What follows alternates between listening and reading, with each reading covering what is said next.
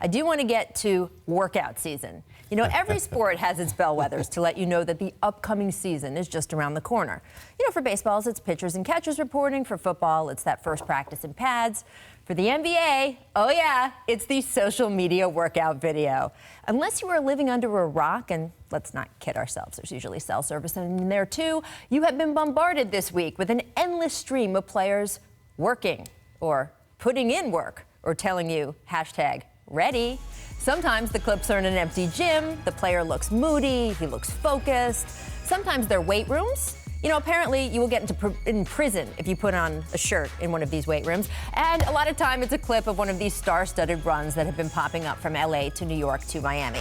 That's how yesterday we got our first good look at a post-knee surgery Kyrie Irving going full out. And not surprisingly, he looked great, which brings me to some of the rules that govern this part of the NBA calendar. First, all previously injured players are shown looking practically bionic to assure everyone just how healed and ready to go they are. We also have rule number 2. No one ever misses a shot. Never. Ever. Never miss. Seriously. No matter how far out they're shooting, no matter who they're playing against. Did you see the new stuff of JaVale McGee? He's on a court with James Harden and Carmelo Anthony and Enes Kanter and a handful of other legit NBA players. And yet, if we're to believe Instagram, it's JaVale who is the second coming of Kareem out there. Then there is rule number 3. It's that if you're on a bonding trip with your teammates, another staple of workout season, everyone gets along, and every star just displaying tremendous leadership. Hey, look at what Kevin Love organized this week in Florida, hosting his Cavs teammates as they plunge into the post-LeBron era. And here are the Houston Rockets, so bonded. They've coordinated their outfits on that beach in the Bahamas. Shout out, of course, to Melo, who did not let temperatures soaring into the 90s to deter him from wearing a hoodie, people. I should note that Melo is probably the biggest star of workout season for 2 years running, although it's now extra interesting to get to see glimpses of him alongside Harden, who shortly he'll be playing with night in and night out. Remember at this time last year when everyone was asking how Harden and Chris Paul could possibly share a court? The truth is, they worked a lot of that out before training camp even started, playing pickup in what felt like half the gyms in the country. So perhaps, as we speak, Melo is getting that exact same kind of grounding with his new teammates. I'm not sure yet, but I do know this. His shooting percentage is perfect. So, Paul, I do want to, as we go into this, there was so much controversy over Melo, especially how he ended things with the Thunder, those last scenes of we saw him asking to come in to a playoff game, that kind of thing.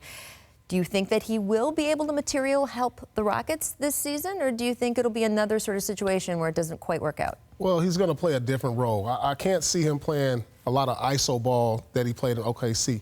He could play a role similar to the one I played in Washington Wizards a few years back. You know, he's not going to put up big numbers, but he's a guy that you can go to down the stretch. He's a guy that you can put in the corner that can make open shots. You know, I see him around the 12 to 15 range on scoring average. You know, less usage, not as many minutes, but a guy that can be a clutch player. Don't have to worry about him being a star. That's the good thing. You know, you have Chris, you have Harden.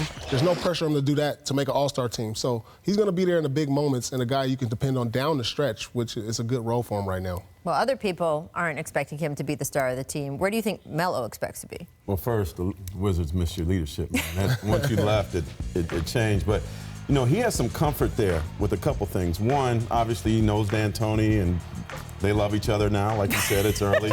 But, you know, Jeff Bzdelik. The D'Antoni thing, is that a pro or a con? We can't tell yet. But Jeff Bzdelik, the basically defensive coordinator for the Rockets, was his first coach. Right. There's a familiarity there, and Jeff has no problems telling Melo, you stink defensively. The Rockets' defense was actually the 3rd best, and once they changed to switching the end of February. So there's some with Chris, with D'Antoni, with Jeff Bzdelik. I think Melo has some people he's comfortable with there. When you got to the Wizards, did you have to be talked into that role? No, I understood what it was. I understood my age, where I was at with my game. We had 2 other stars on the team, Bradley Beal and John Wall. So I just wanted to tell them, look, this is you guys' teams. I'm here to help, and that's what Melo's going to do. He's here to help them. You know, if they get into a situation where the offense is bogged down, maybe Melo can get switched into a situation where he can get him a bucket or get fouled. But there's no pressure on him to go out there and put up big numbers, and that's the good thing. You can rest him most of the year, keep him injury-free, because he's a guy that you're going to need in the playoffs to make big shots. How much buy-in do you, I mean, it's sort of been reported loosely. How much buy-in do you think there is from Melo that he might not, he'll get a chance to start, but might not start? And we haven't heard from him commenting he should on this start yet. on that team. Yeah, he'll start there. I know he'll like Houston better. I heard he didn't really love Oklahoma City as a city, and wasn't much to do. There's certainly stuff to do, but on the court, I think he's going to get the easiest shots of his career with those two guys. I think the Rockets would probably like to see him post up a little bit more, or take the ball a little bit more.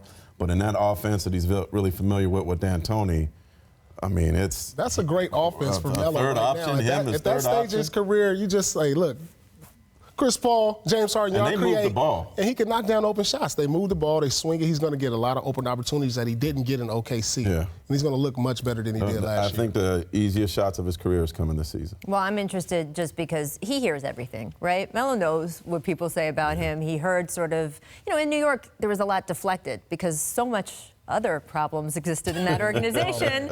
No one really blamed him for a lot of what went wrong, as they shouldn't have, by the way. He was a real pro dealing with some very difficult circumstances. He got the brunt of it in Oklahoma City last year. So I know that he is determined to sort of remake that reputation and remind everybody who he is in this league, right? I think Melo's the guy that you love to hate since his days in Denver. And a lot of the issues he had, brought on himself early on. Paul's certainly familiar with that. He changed. But I talked to Melo this summer in Vegas. He ain't tripping. He's getting out. He's been getting out. Like, from the exact words, I can hear him saying, I'm not tripping. Right. That's a quote, right? That's right. Exactly. That's a quote. Exactly. And you are right. The check, that bag, it helps you do a lot of things.